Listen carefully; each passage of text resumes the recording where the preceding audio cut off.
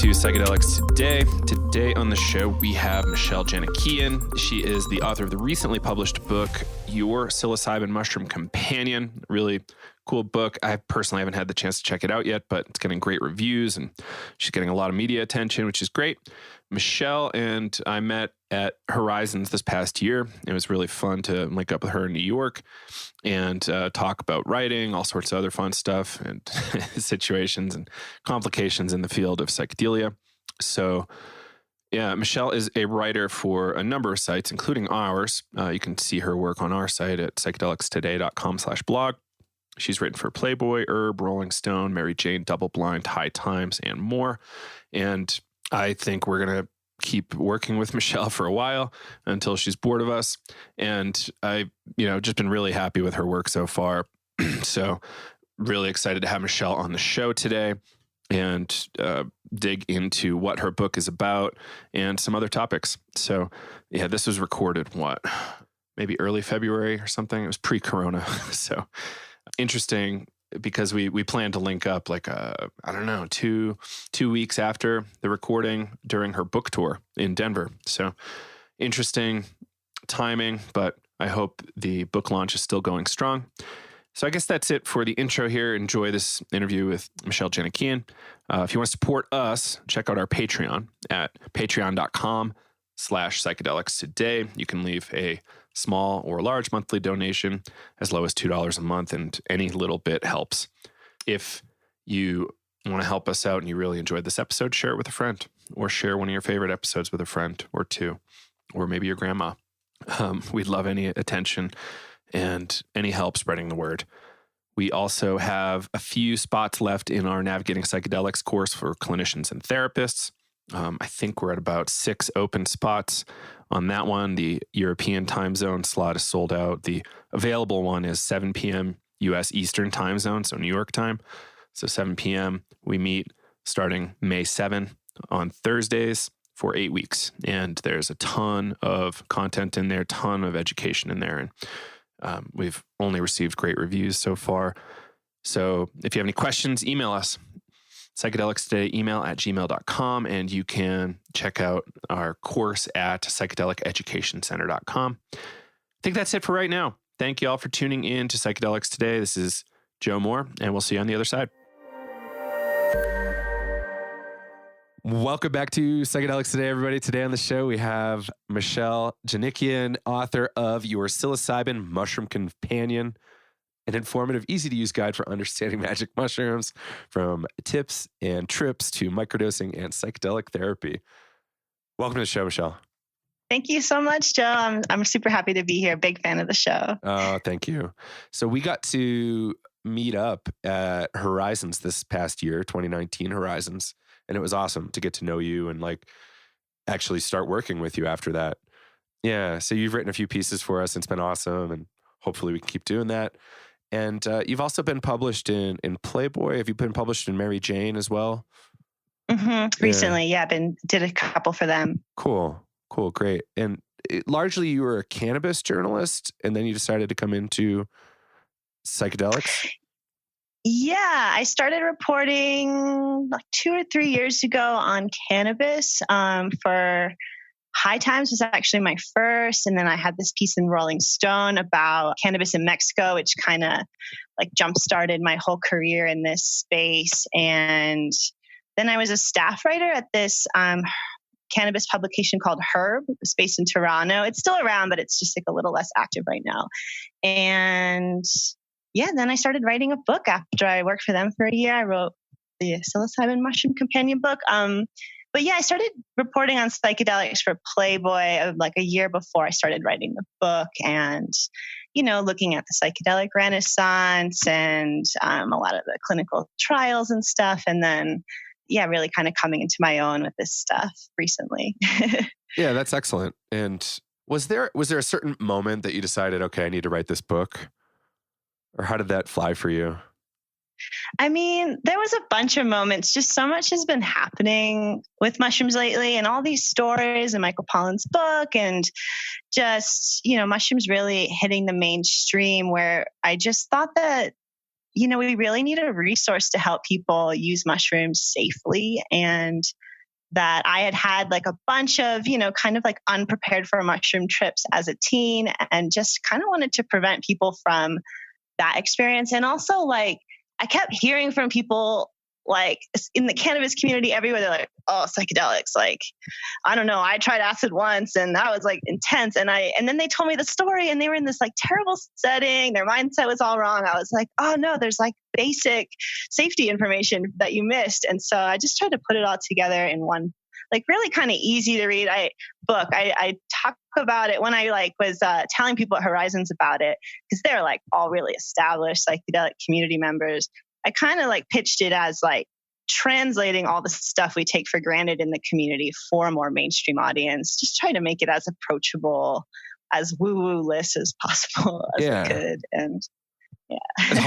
It's hard because there's so much woo, and how do we deal with that in a kind of respectful yet, because it's not like conceptually it just doesn't work for a lot of us, this woo stuff, but perhaps there's lessons there. Like, what are they and how do we handle that? And it's like a whole ball of wax that I'm still like learning and integrating from some of my weird experiences, for lack of a better word.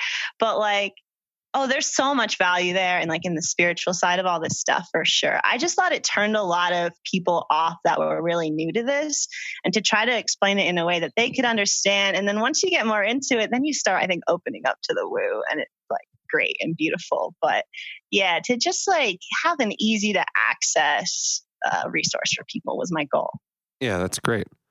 And Ulysses Press, I've not heard of them too much. How did that work? Did you approach them with the idea and it worked out as them being your publisher? No, yeah, I haven't talked about this super publicly, but so they had done a couple really cool cannabis books the year before. So they did a book with, I'll have to send you the full name of the author, but they did a book on CBD called Healing with CBD. And they did a book on a cannabis cookbook, The Art of Weed Butter. And they were both really cool. And so how it worked out was I was actually approached by them. They wanted to do a mushroom guide.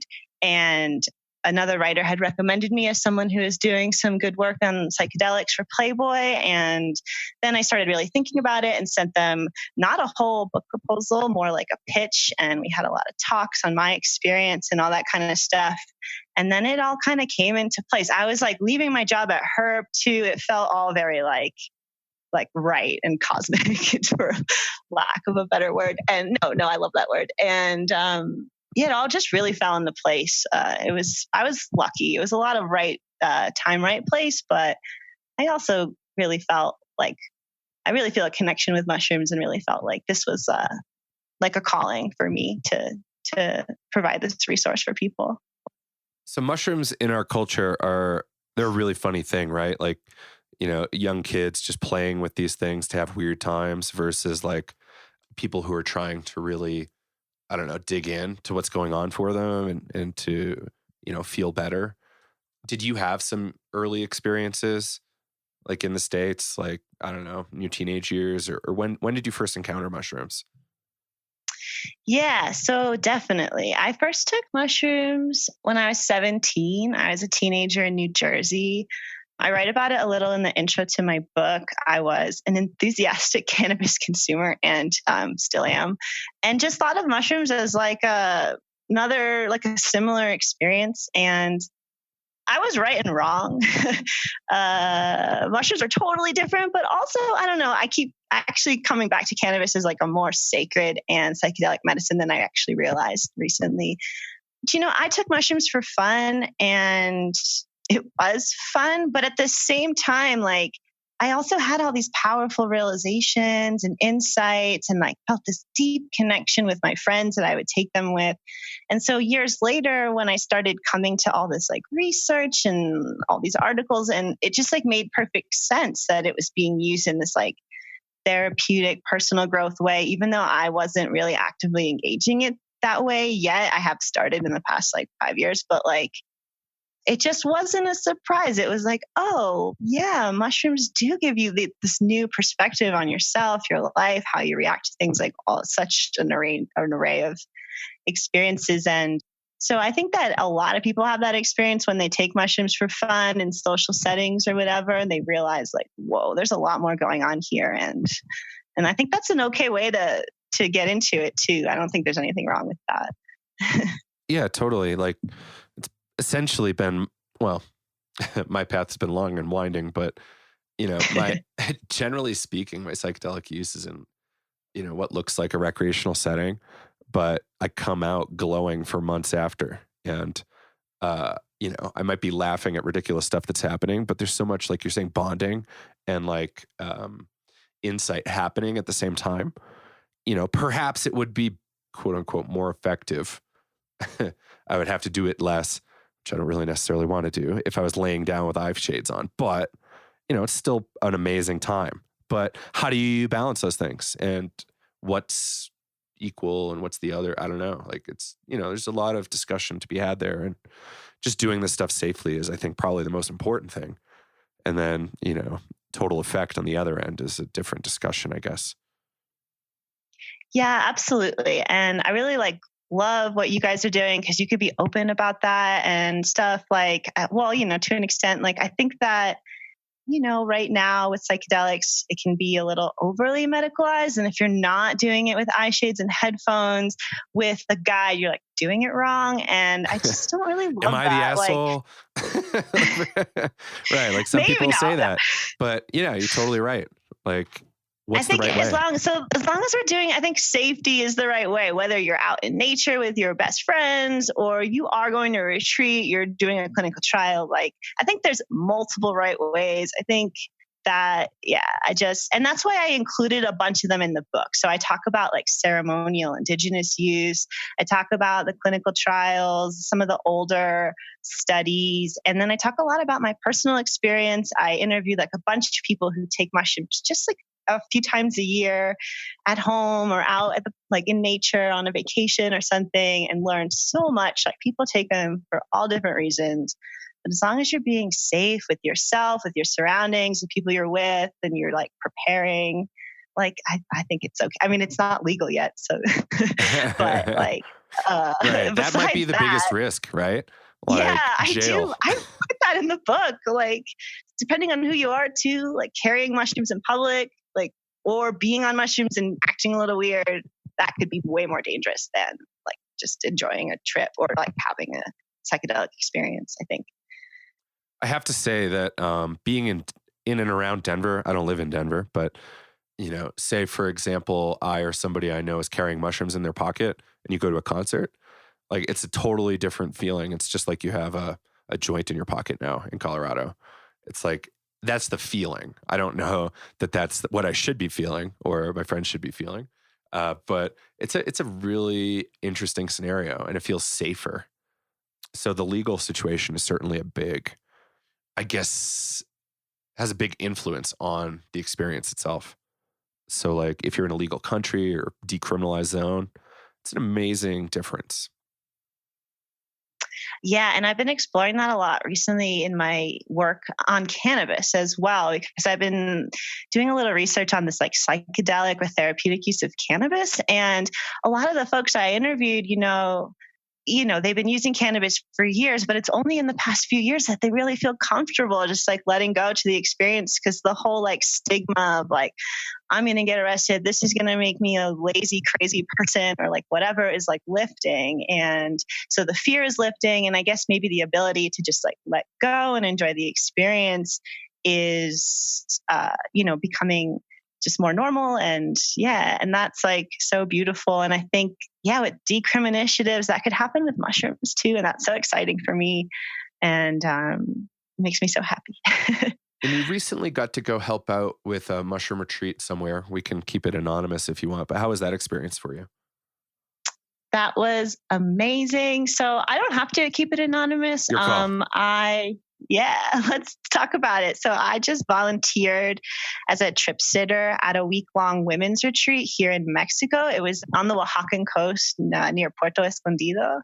And my friend Jessica Grotfield is the founder. It's called Luz Eterna Retreats. And oh man, it was such a powerful experience. Like, I went in learning just wanting to like learn more about trip sitting and holding space and like thinking I could really use a week at the beach. It's been pretty cold in the mountains of Chiapas. And because I live in Mexico, for people who don't know that about me.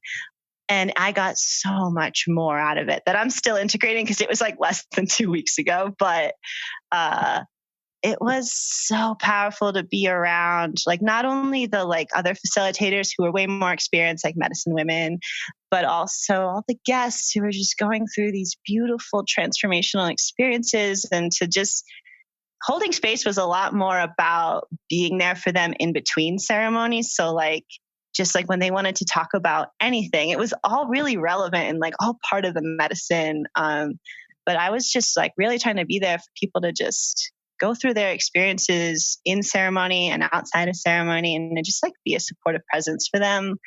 It's like changing my life. I think I'm going to keep doing them. I think I'm going to do one with Jess in July. I'm like so into this. I found like a new calling. I keep thinking that I write all this stuff about psychedelics and I put all this stuff into the world and it feels great. And I'm, really proud of the work that I do. But that week-long retreat was something else. Like it was, I think, the most impactful thing I've done in the psychedelic community, even if I was only helping 7 guests instead of like hundreds of readers. Like it was powerful. Having hands-on experience is something else with other people. Yeah. Like I just had my breathwork workshop the other day, and I came out glowing on the other end as the facilitator. I'm like, okay, that was very worth my time. And I felt really good about it. And there were, it was sold out. We had some really bad snow issues. Only 6 people came out of 14. And it was still amazing for me. Even, despite the disappointment, but it was really amazing. And I'm glad to see that you're seeing that as well. Yeah, I learned so much, like not just about holding space and how mushrooms just affect everyone differently and all that kind of stuff that I was like kind of interested in going and investigating like a little, but like about myself and my role and my power and just like, it was really eye-opening. It was a really special experience. If you have a chance, if anyone has a chance to both like volunteer at these retreats or attend one, depends on what you're interested in, I highly recommend it. Always do your research and go to places that make you feel safe. But not all retreats are created equal. And it's a really important point I didn't want to skip because you shouldn't just go to the first one you hear about or anything. But if you get a chance and you really feel comfortable with the facilitator, the founder, and everything, just being around all of those other people, even though it sounds really scary, like tripping with strangers, that sounds terrible, but it's like, it's not really like that. It's you learn so much from everyone else. And, I don't know. You can learn so much about yourself just like because everyone is such a mirror to you, and just being in the medicine is like really powerful. And when you leave that bubble, it can be hard also. And so to always have like a support system set up for when you come home, because these past 2 weeks have been a little difficult for me, honestly, even coming back from a facilitating position. And that bubble's so special. I wish I could live in it forever, but you just can't. Yeah, I feel that every time you leave too. So thing around safety, like I like how you really phrase that. Go somewhere where you feel safe. It's huge. I like that phrasing quite a bit because there's so many options. It's really hard to pick. And this idea has come up for us a bunch lately, and I'm sure it's somewhat contentious. But this idea of, is group necessarily the right thing for people? It's not necessarily the right thing for everybody. Same way that one-on-one work isn't necessarily right for everybody. But the biggest risk factor that we've been exploring lately is like, say somebody had a ton of trauma and maybe it wasn't just a women's only retreat, or, maybe somebody at the retreat was just a little manic or a little like pushy or something. And in the psychedelic space, that person carrying tons of trauma could be further traumatized in the psychedelic space through projection or active influence from that person. It's the facilitator's job to keep that person safe, but there's a lot of stuff that is invisible to facilitators often. So it's like a really, I want group to work because it's going to be the way to make this stuff more democratic, but how do we make it work? And it's a hard thing, and everybody just needs to stay on top of that. Like, know that this isn't perfect. Nothing happening really is perfect yet. We're early days. We're really a little over 100 years into this whole psychedelic thing in the West. So, we've got a lot of learning to do. So does that seem reasonable to you? Like that kind of trauma hypothesis of like possible furthering of trauma? I mean, yeah, I've heard it. I'm not like a psychologist, Right. so I can't really say for sure. I have an undergraduate liberal arts degree in psychology, but I think that could definitely be true. But I would also say, safety, that's a tricky one. I don't have the right answer, an answer at all. But I would also say that in indigenous cultures, a lot of these medicines were done in groups. I'm not an expert on those either, but like for like psilocybin mushrooms, for instance, like the traditional way to do it was not so much in a group of strangers, but like with your whole family. It's still a group of people. I don't know. There's a lot to unpack there, but I think that the groups can work for a lot of people. Totally. And that it's really the group founder and the person in charge's job to, hand pick the group of people. And that means, unfortunately, maybe turning some people away who aren't in the healthiest place, Right. which is like, maybe you need therapy for a couple of years first, and that's okay. Yeah, maybe. Yeah. Or maybe you do need an individual experience, someone with, the ability to give you their full attention during your journey and then maybe the day before and day after, because I think what's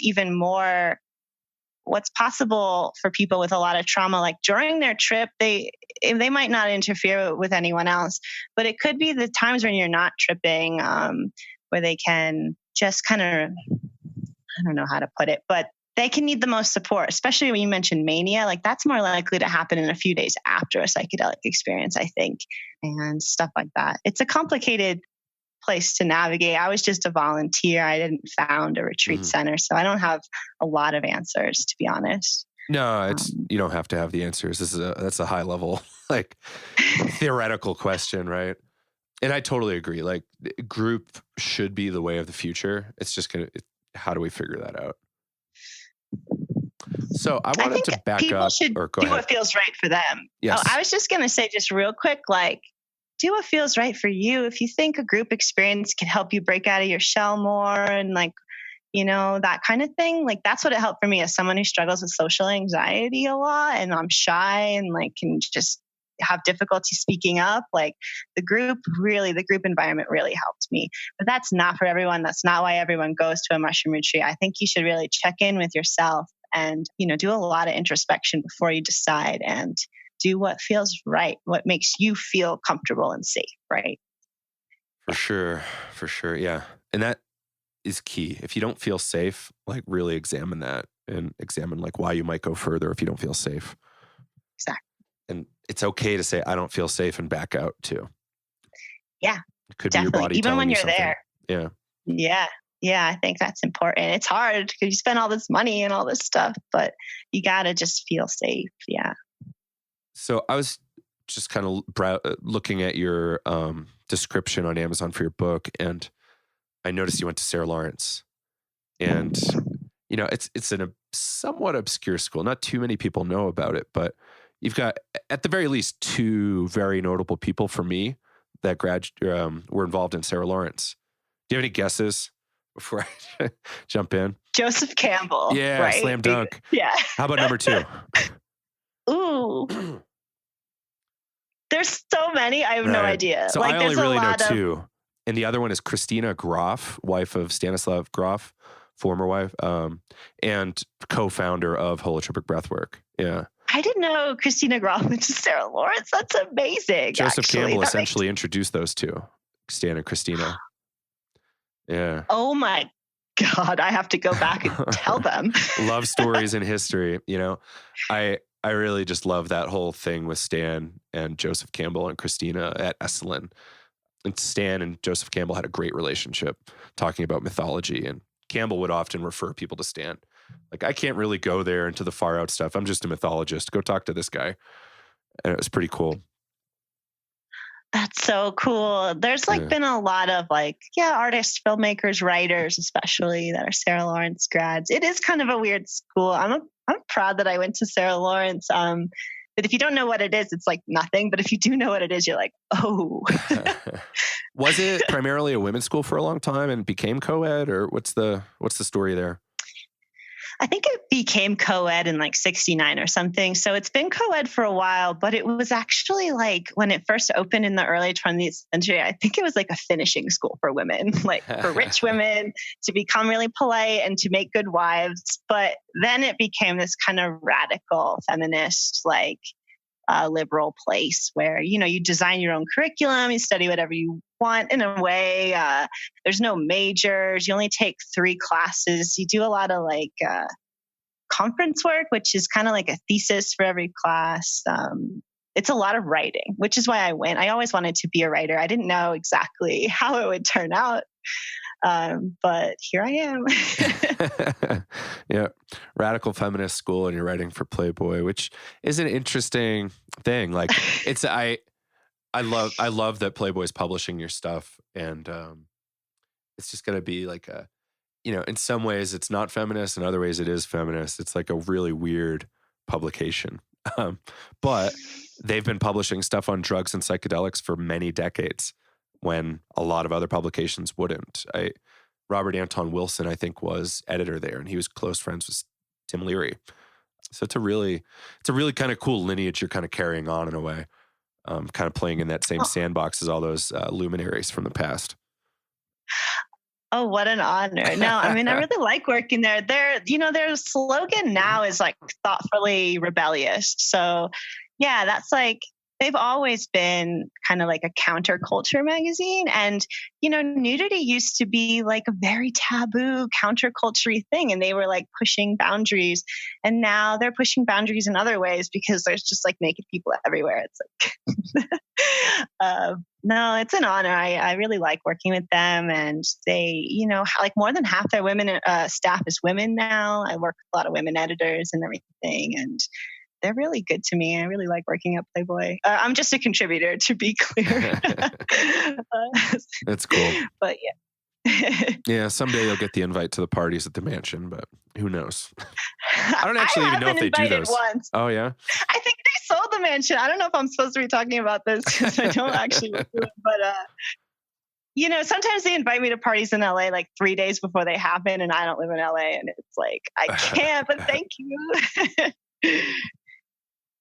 Yeah, it has been sold, confirmed. There's a lot of articles about that elsewhere, CNN. And whatnot. I just heard about that. Yeah. Sounds like it was pretty quiet, but yeah, it's a really iconic place. A lot of really wild parties and really interesting people going to them. So yeah, I guess let's jump back to mushrooms. Mushrooms are incredibly cheap, incredibly easy to grow. Paul Stamets at one point said an optimal grow, like you can get the price per pound of mushrooms down to about $1 with cubensis mushrooms. So if you had the right setup, like these things are wildly democratic just by their nature. There's a lot of interesting stuff coming on scene, right? Like synthetic psilocybin or like isolated psilocybin, not synthetic, like extracted. And then, different routes of administration. We were just talking about like a nasal route of administration, kind of like what was that other stuff? Spravato, like the esketamine. Yeah. Sorry. And that's an interesting thing because nasal administration is not typically uniform in terms of absorption. So it's cool, I guess. Actually, do you know much about that? I think it was designed for microdosing. Do you know offhand? I had a call with the founder a couple months ago, and it is for microdosing for now, but he said that they have the capabilities to make it into a fuller dose. It sounds really interesting. I really want to go try it. I haven't done. But he told me that the whole nasal spray is the equivalent to around 2 grams. But because the whole route of bottle or administration, each spray? yeah, no, not each spray. So the whole bottle. So each Right. spray would be a lot less. Like he told me, I have it in my notes somewhere. It's like 0.1 or something, a little less than you would even maybe do for microdose, but it just like hits you a little harder because of this new route of administration. And it sounds really interesting. I think it's a shorter lasting trip. He also told me that if you did a bunch of sprays, you do start like actually tripping rather than a microdose experience. For sure. There's like a lot there. He really thinks that, like, he was telling me that his name is Mike Arnold, and the company is called, I forget. I'll have to go and check on that. What was I saying? But Silo Wellness, SILO. Yeah. Hello Wellness. But that he thinks that for, what did he call it? For like middle America, like flyover states, for people that are like still really conservative about cannabis, how like the cannabis nasal spray was one way to like help introduce people. Cause like smoking a joint, they're like not going to do that for whatever like medical condition they have. In my nose. But maybe they would do like an inhaler thing, right? Like for asthma. And so he thinks that with mushrooms are the same way. Like you're probably not going to get a lot of the mainstream conservative folks, which I'm not sure I agree with him on this, like to eat mushrooms because it tastes kind of gross or like whatever, but that maybe they would do a nasal spray. And so that was kind of the idea there. I want to go write a story about it. I haven't done. We were talking about this, but I need to go to Jamaica if anyone wants to help me make that happen. We'll do a Kickstarter for you. Yeah. That would probably work, actually. That's an interesting thing, though, right? Like maybe 3 years ago, I started seeing these cannabis inhalers with really fine-tuned dosing, and then all sorts of new transdermal applications for cannabis too, like really novel types of transdermal patches.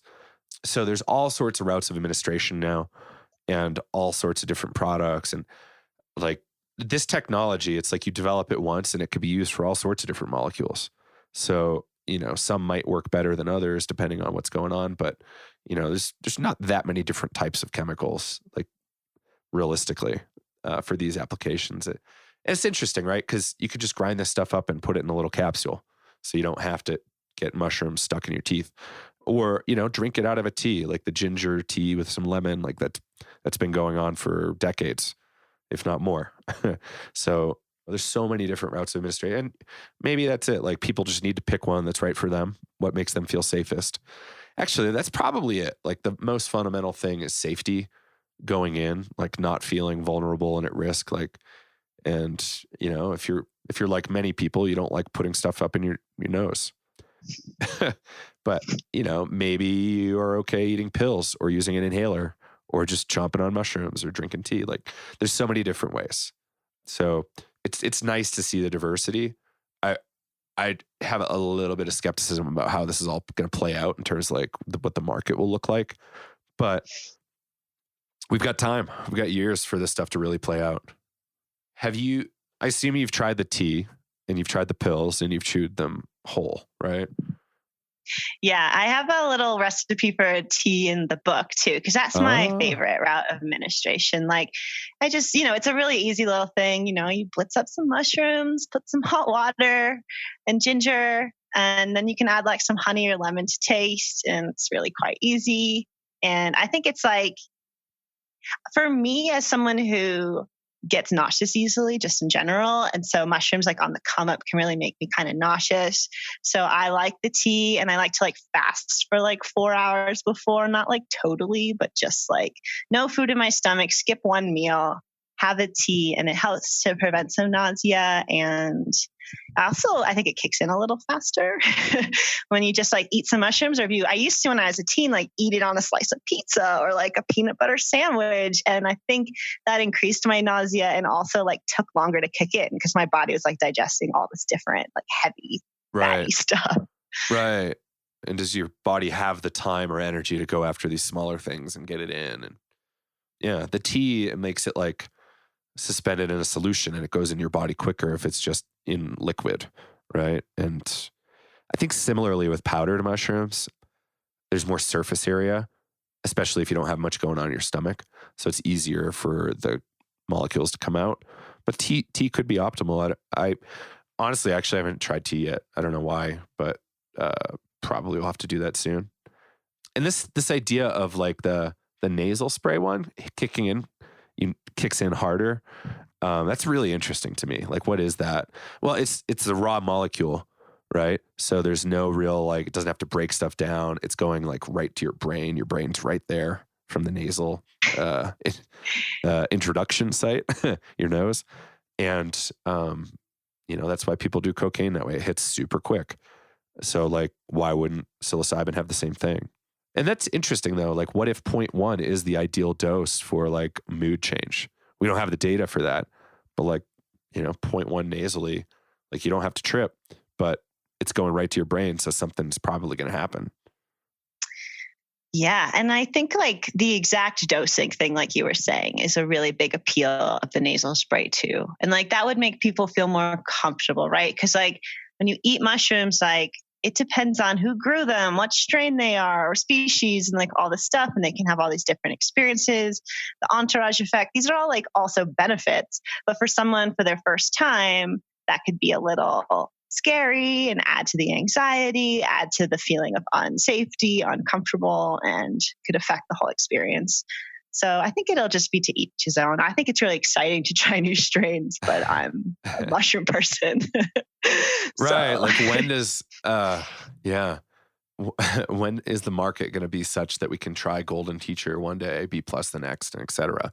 Like there's so many strains to try. There's strains from all over the world and species that we barely have even explored, Yeah, I think we're all like all the strains we are really comfortable with and know as like, people who grow our own or buy them on the illicit market, like they're all psilocybin cubensis, like mostly.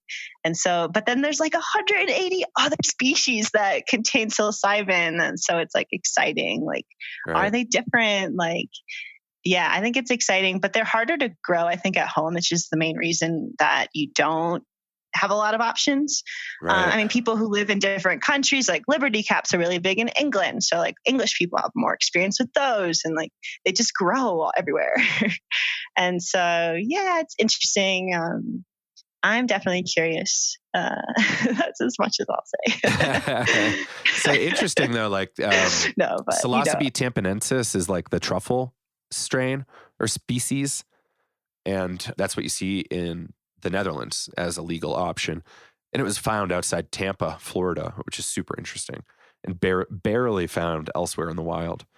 So that's a really interesting story. And azurescence, like we saw that story in the beginning of Michael Pollan's book where there was like paralysis, but the azurescence contain the most psilocybin, I think, out of known species. But they can be grown indoors, but like you say, they're really hard to grow inside. But you can find them in the wild at times. So it's quite the thing. Yeah, it's cool. Hopefully someday. Fingers crossed.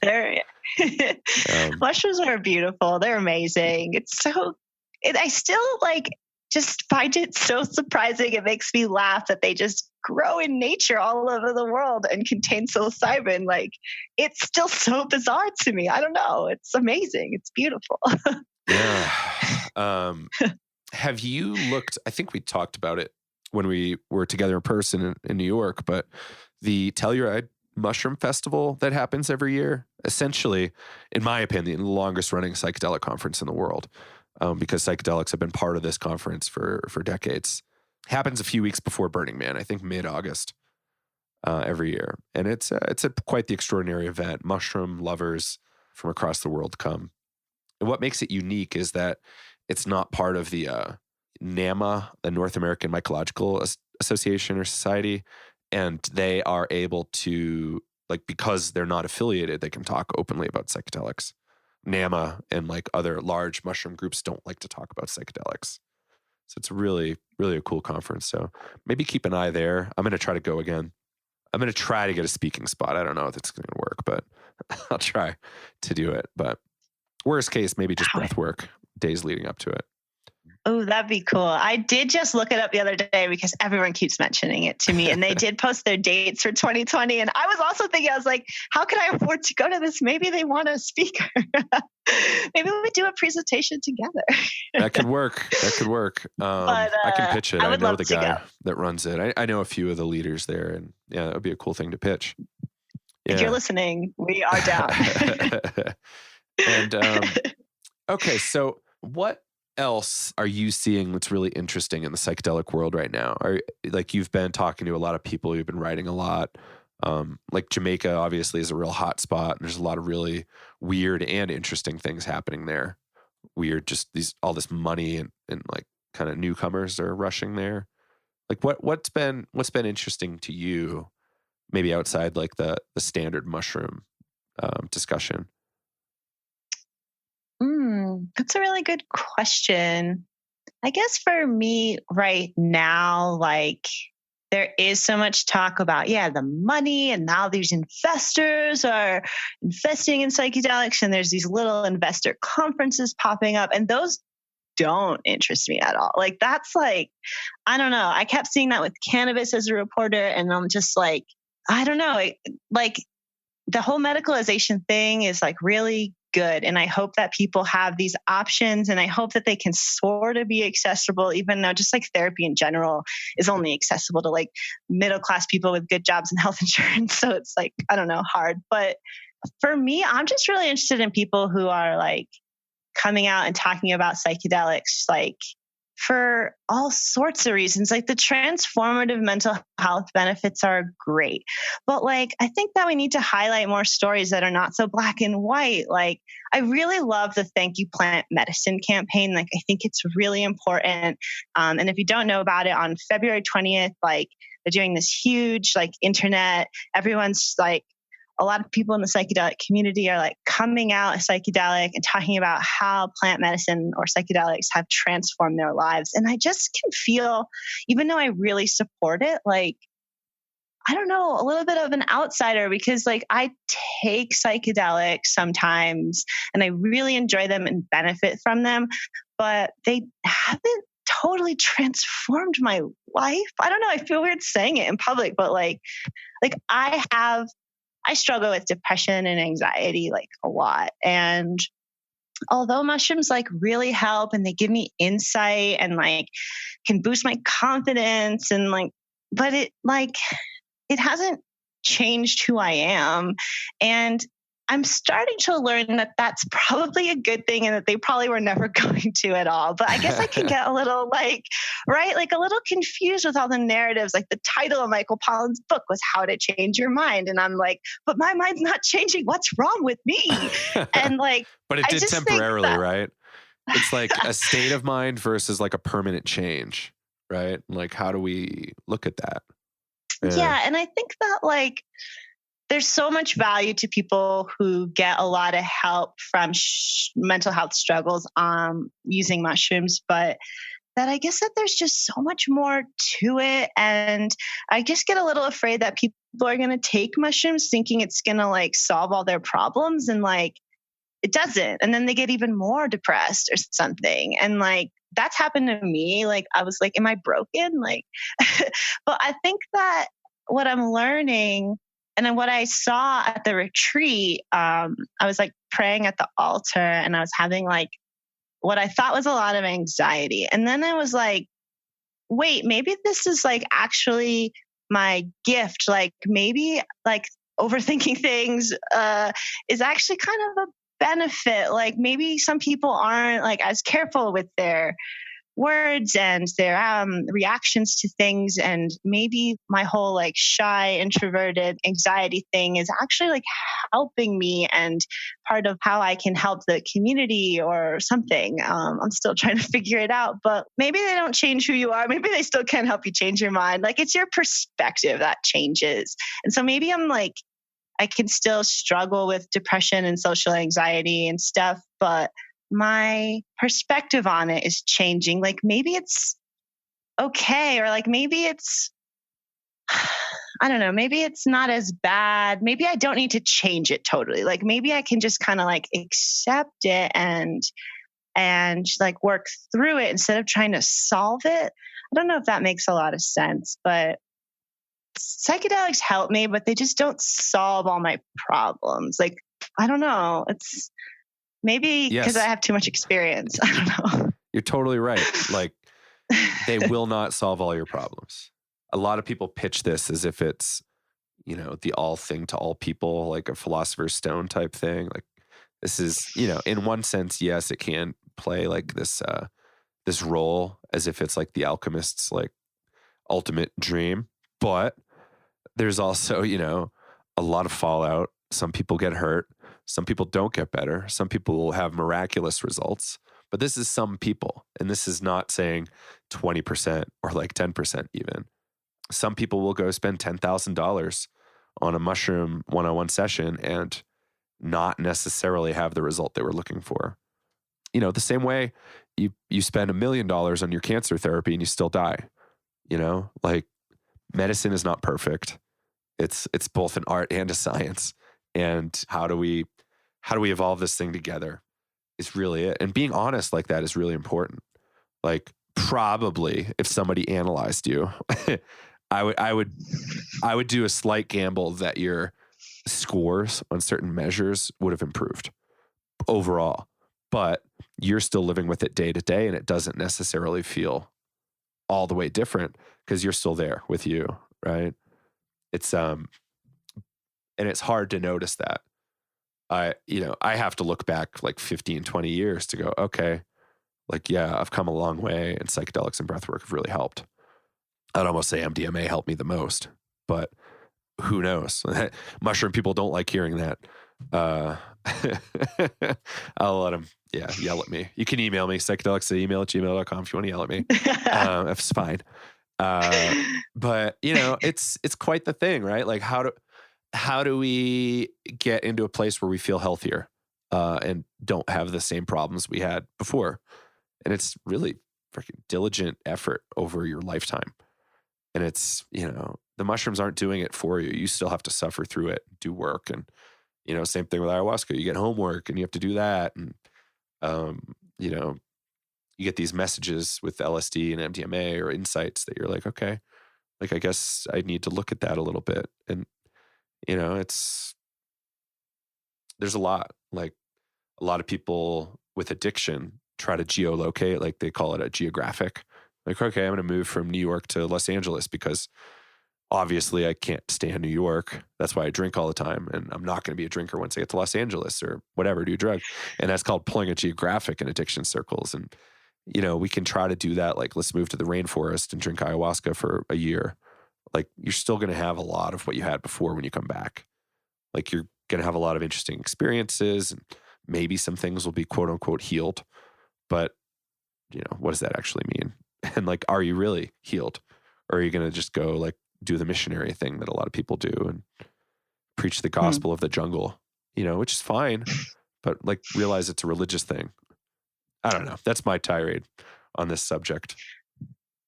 No, it's helpful. And like, I think what I'm learning, because I feel like I'm still in act 1 of my journey, you know, and like that, I kind of forgot what I was going to say. It's a process. Oh, this idea.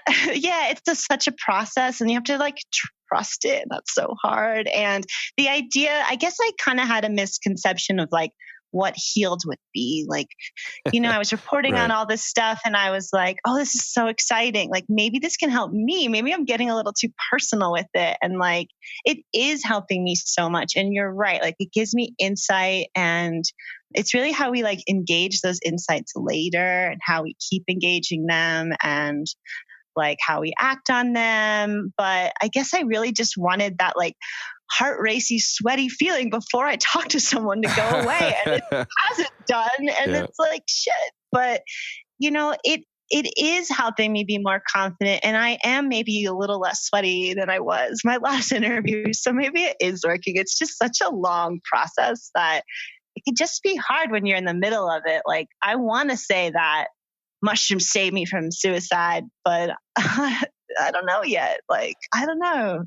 And it can be hard as a storyteller when I get these assignments and it's like, psychedelics for eating disorders. And I have to go find a person that's a perfect example of this and talk to the expert. And like, I love my job. And I think there's power in that. And I really try to like add subtleties and like normal stuff to my story. Like, you know, like little details that aren't the same stereotypical narrative you hear, but it can be hard when you're like forced to frame things in that way. And when you read that stuff all the time, like I really want to add more gray to like my work and my stories. Like it's not always black and white. It's super normal for you if you're taking psychedelics and it hasn't been a black and white experience. Like there's all these articles and 60-minute stories about the black and white stories, but like let's tell more gray stories. That's my new mission. I was just recording with Alicia Danforth, who's like a famous UCLA psychedelic researcher. And one of the lines I think I said during the interview is, let's make psychedelic research boring again. Because a lot of people, again? Yeah, boring. It just like there's so many kind of like inflated things that are manipulating the environment. Just kind of like, you know, what media does, generally speaking. Is, you know, not necessarily super truthful stuff. So like, how do we get there? And the gray is it. Like, let's say like, okay, yeah, a sample size of 8 in this amazing research study is great, but realistically, to have any real bearing on a hard-nosed scientific person, you need like a sample size of like 25 to 50 to like for the study to mean anything. So, you know, let's be a little more patient. Let's discuss these gray areas because that's really the most interesting thing, honestly. Like at these psychedelic conferences in the hallways, we're always talking about like weird stuff that doesn't necessarily fit the narrative that a lot of people are pushing. Like there's rampant sexual abuse in this world and probably a lot of other stuff. I've heard stories of financial abuse, like, oh, I tripped with you. Do you want to give me all your money so I can do this business? Great. Like that kind of stuff happens. Like Hannibal Lecter kind of, I was your psychiatrist. Now you sign the will over to me and I'll kill you. You know, like it's not that bad most of the time, but you know, it's not great either. So yeah, like and it's honest discussion of your story. And it takes a while to be able to open up to that stuff. Like you know, this concept of like dark night of the soul, like Carl Jung kind of popularized. Yeah. That's something we don't really talk about enough. And sometimes psychedelics will send you there and it is hellish for a while. But if you keep going, you know, this hero's journey, Joseph Campbell style thing, like you go through hell and you come back and there was a transformation. And this like comes back to that alchemical archetype of like, how do we totally destroy something, separate it into different parts, and then bring it back together into a more cohesive whole. Solve et coagula is like the Latin for that. Dissolve and coagulate. And that's kind of what's happening here. And how do we become more comfortable with that? Because it's not the normal narrative, like eat this pill and you're healed. This is like, how do we make this thing sound more human? And there's a lot there. And it's a horrifically difficult thing to discuss, especially if you're trying to like to be taken seriously by medical folks, you know, who want to know about the brain and what's happening. Like, okay, this is why your brain is making you feel like shit. And it's like, well, perhaps it's bigger than that. Perhaps we have to look at like Freud and Jung and Groff and the alchemical traditions and like, which is essentially like psychology and shamanism from the Western tradition. So the West does carry this stuff. It's just, you would get killed if you talked about it in the open by the Catholic Church. So therefore, especially if you were a woman, yeah. Yeah, especially if you're a woman. Like there's really interesting witchcraft traditions in Europe that have persisted through, like especially in like Romania and the mountains and like Poland, Ukraine. There's a book title. I've not read this book, but I really want to. This is a graphic title, so careful. It's Witchcraft with the Blood Still Dripping. And it was like, you know, because animal sacrifice has been part of like Western culture for a long time. Essentially, Jesus came around theoretically saying that it was no longer required. Jewish traditions, it was a big part of Jewish traditions, Greek and Aegean traditions. But like, you know, there's something there. And that's why the blood's still dripping part. I don't think they were killing people, but you know, there's tons of history with herbs and magical plants and, you know, spells and all this stuff. And it was like our shamanism and our psychology for a long time. So there is a culture in our past that we haven't really like re-owned yet. Instead, we go over to Peru and say like, oh, can I have your culture, please? Which perhaps isn't polite or perhaps isn't even appropriate for Westerners. Like if, depending on what result you're going for, right? I don't know. It's my speculative kind of magic rant. No, I think it's a really good point. It's really interesting. I think that one of the most exciting parts about this like psychedelic renaissance is that we are kind of like in a way going back to older traditions, like very much so when you like, you go to Peru and drink ayahuasca, the Church of Light or something. But like, just like in general, like you were saying, like before modern psychology and all these things, like this, like magical plant medicine, like witchcraft, shamanism, this was like the only way people knew how to deal with stuff. And they were probably onto something, right? And so we shouldn't just dismiss it as like this old crazy voodoo, but like, how do we like integrate it, and like, how do we, I don't know. I'm really interested in that. I really want to do more research and stuff like that. But to like, another point you made, I think is really interesting. And I think we've talked about this like a little, like the stories you hear in the hallway of Horizons, like how it's hard for me as like a journalist, but also like a psychedelic activist. Like, I really want to tell stories that are sometimes like bad for the movement. We need to. How do we do that though? It's like really hard. I've got a platform here. like I talk about quite readily this sexual abuse stuff that nobody else is talking about. And like, Dimitri Mujanis is doing it too. Have you met him yet? No, but Kevin just brought his name up to me because they were involved on that East Coast Psychedelics and Recovery group. Oh, and that story. Oh, I'm sorry. This is coming out after that, so we're good. Cool. Finally coming together, by the way, in case you were wondering. Excellent. Yeah, it's something that I struggle with because I have a few ideas and like personal experiences with that I want to tell the story, but it's just so tricky. And I guess I really need help and support from the community. And when you're an independent journalist and you're just like here in your house doing your reporting all from home all day, you don't get a lot of like opportunities to bounce ideas off like not only your editor, but like the rest of the community. Like it can be really hard and something I struggle with. And because I'm really shy, like it can be hard for me to reach out to people and ask for help. But I got to start doing that more. I got to start doing it more with you and like other people, resources I have, because there are a bunch of stories that need telling and they're not everyone's story, but I think that they're important to highlight and it's tricky. It feels really sticky, right? Like it's not comfortable because you don't want to make these people that you've kind of like made into somewhat heroes. Like they're kind of heroes in your mind and in your personal mythos. And you're like, okay, am I going to piss these people off? And theoretically, yeah, but this is like for our own healing, we need to make the unconscious conscious. In a lot of ways, like this subconscious stuff, if we're just repressing it, we're not going to feel great.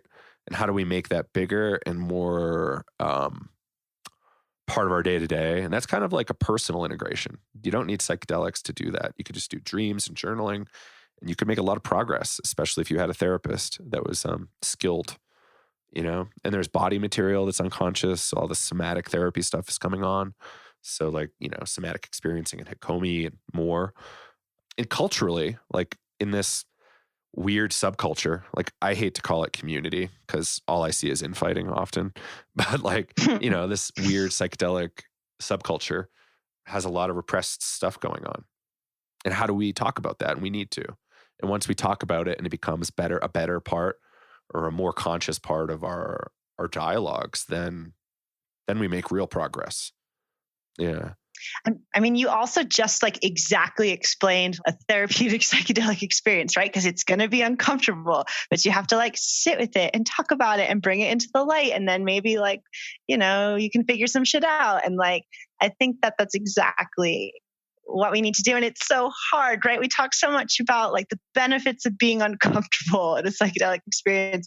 And yet it's so hard in our day to day to do that and to accept that. And it's like, I can feel like such a hypocrite, but it's true and it's necessary. And I hope to be able to do that like with you guys and some other publications like Double Blind Mag and stuff like that. that it needs to be done. Like, I was so naive when I first got into this.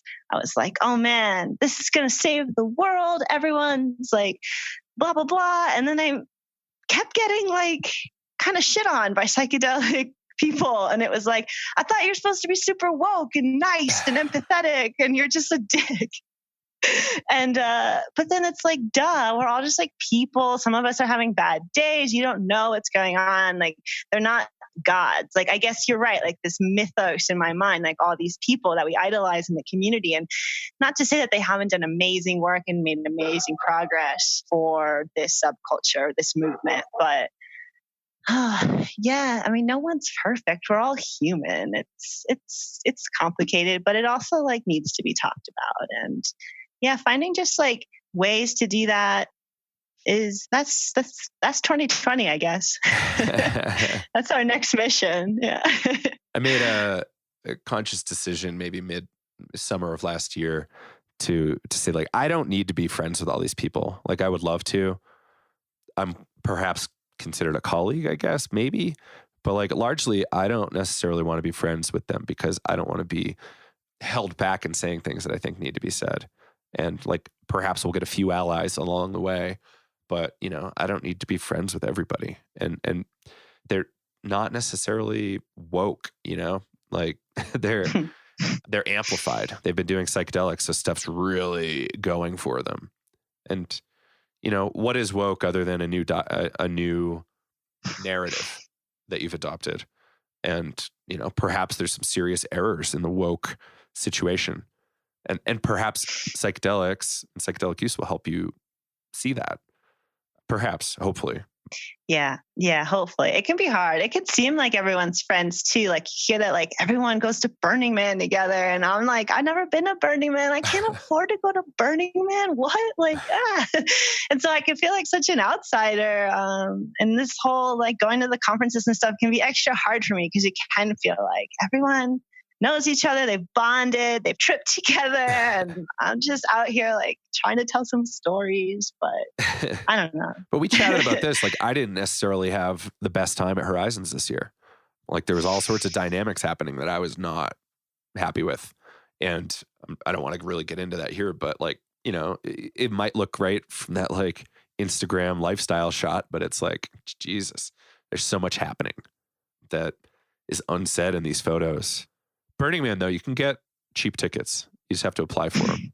But you'll have to get to Reno and camp in the desert, blah, blah, blah. Yeah, I don't have like camping equipment in a car and all that other stuff. But right. I mean, someday I really want to go. I don't mean to shit on Burning Man. I'm sorry, Burning Man.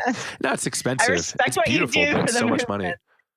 Yeah, but yeah, I mean, the Horizons thing, yeah, no, that's interesting. I guess like Horizons, it could be really hard if you're like a super empathetic person and you feel all these energies and you're just like, I was just like, I mean, I loved it and I loved meeting all these amazing people, but it was overwhelming. I went to a lightning bolt. No, not lightning bolt. I went to see explosions in the sky on Sunday night instead of going to like another party. And it was amazing. I had like a mystical experience and just cried for like their whole set because I was so overwhelmed by the Horizons conference. But it was exactly the medicine I needed. I was with like my best friend. We were like roommates in college and we just like saw the show. And then I just like went home. Oh, we had a couple drinks together and just like, just processed. And I like took a cab home. And that's what I really needed. Like another party, like feeling more of those energies was like not what I needed. Not to say I don't love meeting everyone at these conferences. You're all amazing. But it's just a lot for me. It's a lot. Yeah, especially if you're going to all these after parties and like have all this time to socialize with all these people. And it's a situation for sure. Explosions in the Sky is an interesting thing because it's so like symphonic and it's almost like music I would use in breath work. So it's like in a lot of ways, like, of course that happened, you know? I know, right? And it was a band that's like really important to me when I was younger. Like when I was younger, like a teen and in my early 20s, like music and going to live shows, like growing up in New Jersey, being really close to New York City was a huge, huge part of my existence. I used to like run shows when I was in high school in New Jersey. I mean, Kyle even talked about this. Like I used to go to shows in his hometown of Hackettstown. I was like 14-year-old emo kid, like going to these punk shows. And it actually, like, since I've been the last like 5 years, I've been like not as involved with music. I've just been really busy, and I live in Mexico, and the scene here is just totally different, and like all this stuff. And so to like go see a band that was like so meaningful to me when I was going through some really hard stuff and I was like 19 or whatever, it was very psychedelic, the whole experience. I was not on, I mean, I might have like had a vape pen with me, but like it was a very powerful experience for me. I'm really glad I did that because I almost canceled on my friend. And then I was like, you know what? I gotta go. This is exactly what I need right now. Cool. So Michelle, we're at a little over an hour. So I kind of want to wrap up, but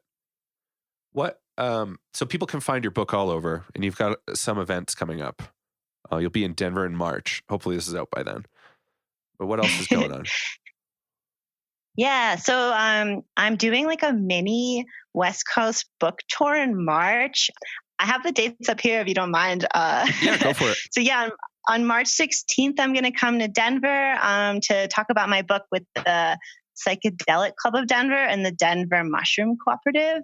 And then I'm going to go to the San Francisco Bay Area on March 18th. I'm going to do a talk with the San Francisco Psychedelic Society. March 24th, I'll be down in LA talking with Blunt Talks, like this cannabis event. And then on March 26th to 29th, I'm going to Vancouver. I'm going to be an artist. They're artists in residency at All Day Breakfast, which is really cool. And I'm going to, they're like this gallery/head shop in Vancouver. And they're really cool in the cannabis space and looking to expand. And I'm doing a weekend. That whole weekend, I'm doing a workshop, like how to use mushrooms safely. And that Thursday, the 26th, March 26th, we're having like a launch party there that anyone can come to. It's like free. So if you're in any of those cities, you should come. And I'm going to go to the East Coast in May. I'll announce those dates sometime else. Cool. We'll share that on socials for you once you get that up. Okay, cool. That's really nice. Please feel free to let us know. And this interview should be out like very early March. So hopefully that works. Cool. Yeah. Cool. Yeah. I'm very excited for you. I think the book is a really cool concept. I've got to read it. I think I want to buy it just for the tea recipe. And I think everybody else should too. So yeah. One of the important things that people don't realize about this field is that we need to keep learning. Like there's a lot to learn. There's a lot of different perspectives and fundamental starting points that are different. So you've got to, if you want to keep improving and understanding this space, you've got to understand everybody's perspective. So not everybody's, but a lot of different perspectives. I'd maybe start with 3 and then go from there. So we got to read a lot of books, and I'm happy that you contributed and really glad we got you on the show. And everybody should go read your work at Playboy and Psychedelics Today and elsewhere, Double Blind, etc. Yeah, no, thank you so much. I really appreciate this opportunity. It's really cool. You guys are doing great work. I'm excited to come to the States and meet more people from the community, and read more books written by women. That's that's a big thing. I actually started doing that maybe 5 years ago because I was only reading like fiction by men. And I was like, what is this? And somebody referenced like, maybe you should read books by women. I was like, well, that's a pretty fucking genius idea. Like, why am I not doing this? And then I started stretching it out to international stuff. And it's been quite the mind expanding situation. I'm in an all women's book club. I'm the only guy. And it's quite the thing. I get a lot of different perspectives. That's so cool. That's actually what I want to do when I come to Denver. Like, never mind all those other plans. Can we go to your all women's book club? Yeah. That sounds amazing. No. They're super interested. I could assign it as the next book. We'll see. I gotta pick one. Cool. Oh, but no, thank you so much. This is super fun. I really appreciate it. Absolutely. Thank you, Michelle. And there you have it, Michelle Janikian, author of Your Psilocybin Mushroom Companion by Ulysses Press, available anywhere books are sold. And I hope you liked it. Let us know what you thought. Psychedelics Today email at gmail.com. We'd love to hear what you think. And if you want to join our community, we've got a lot of ways for you to do that. The biggest group right now is over at our Psychedelics Today group at Facebook, where you can just type that in and find it and join. We've also got some Slack situation. So groups on Slack where we can communicate on all of our apps without having all that Facebook spyware in our faces. And yeah, it's really just a cool way to collaborate and talk and have conversations. There's tons of different channels in our group, and you can join that by joining us on Patreon, patreon.com/psychedelics today. And you can also join by buying one of our classes. So this clinicians and therapists course that we're offering starting May 7, if you join that, we'll also add you to our Slack group. A lot of great conversations happening there. And yeah, if you want to support us otherwise, just tell a friend, leave us a nice review on Facebook or iTunes or on your podcast app on your phone. And yeah, I think that's it for now. Oh yeah, audiobooks. Another great way to support us is by using our promo code over at Audible. So audibletrial.com/psychedelics today, or you can find it at psychedelicstoday.com/welcome. And you are able to get a free month trial and a free audiobook. So I recommend Mike J's Mescaline, Eric Davis's High Weirdness that profiles the important works of Terence McKenna, Robert Anton Wilson, and Philip K. Dick, all very important writers and thinkers for me personally. And Eric Davis did an amazing job working through it. We'll probably have him on the show soon. What else? You can also, near the end of April, pick up Stanislav Grof's Holotropic Breathwork book, which is a amazing book. I've read it and I thought it was a great encapsulation of the work in holotropic breathwork and how it relates in some cases to psychedelic therapy. And I think you'll dig it. If you're in this space, you should probably be interested in holotropic breathwork. I know everybody's like, well, I just prefer acid or I prefer ayahuasca. It's like, well, the experience is in you. If it wasn't for your body, your nervous system, those drugs wouldn't do a thing. So, and sorry if I insulted anybody by calling ayahuasca a drug. It's a plant mixture with chemicals in it that are quite drug-like at times. So not trying to offend anybody. But yeah, check it out. Holotropic Breathwork, book by Stanislav Grof. That'll be on Audible. And you can get it for free by using the code Psychedelics today, or you can use our links, audibletrial.com/psychedelics today or psychedelicstoday.com/welcome. You just click the link and roll over to Audible and check it out. So I think that's it for now, everybody. Thanks for tuning in. We really appreciate you all and hope you're staying safe out there. This is Joe Moore signing off for Psychedelics Today from Breckenridge, Colorado. We'll see you on Friday.